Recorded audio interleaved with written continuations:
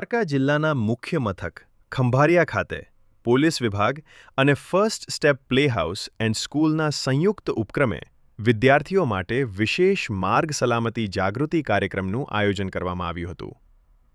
આ કાર્યક્રમ દરમિયાન વિદ્યાર્થીઓ અને બાળકોને રસ્તા પાર કરતી વખતે લેવાની જરૂરી સાવચેતીઓ અંગે વિસ્તૃત માર્ગદર્શન આપવામાં આવ્યું.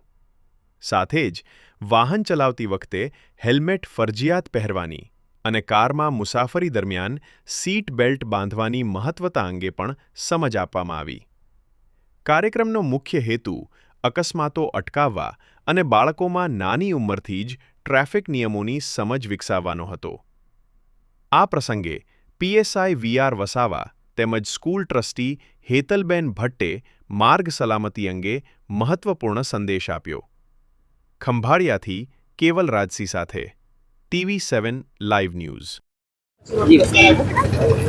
જય દ્વારકાધીશ મહાદેવર. હું હેતલ ભટ્ટ જામ ખંભાળિયા અને ફર્સ્ટ સ્ટેપ પ્લે હાઉસની ઓનર છું. અને મારા નાના નાના બાળકો દ્વારા અત્યારે આપણે જોઈએ તો ટ્રાફિક અવેરનેસનો એક કાર્યક્રમ ગોઠવવામાં આવ્યો છે.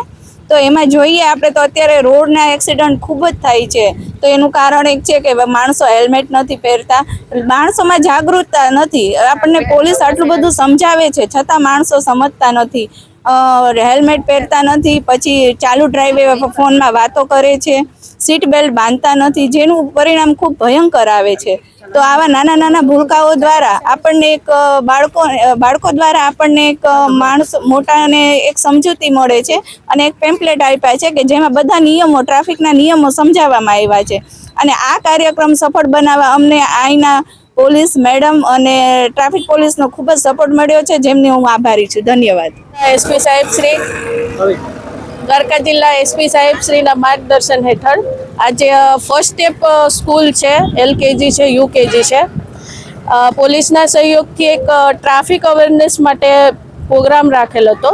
તો અત્યારે અહીંયા ગંગા જમના ચોકડી ખાતે બાળકોએ ભેગા મળી અને જે હેલ્મેટ નથી પહેર્યું, જેમણે સીટ બેલ્ટ નથી કર્યા, એવા લોકોને પેમ્પલેટ વિતરણ કરીને સમજ કરેલી છે. એનાથી શું ફાયદા થાય છે અને શું ગેરફાયદા થાય છે એ બાળકોએ જણાવેલ છે. એની અંદર અમારે જે ફર્સ્ટ સ્ટેપ સ્કૂલ છે એમનો સહયોગ અમને સૌથી વધારે મળેલો છે, એમના પ્રિન્સિપલ શ્રી તેમજ શિક્ષકો તરફથી.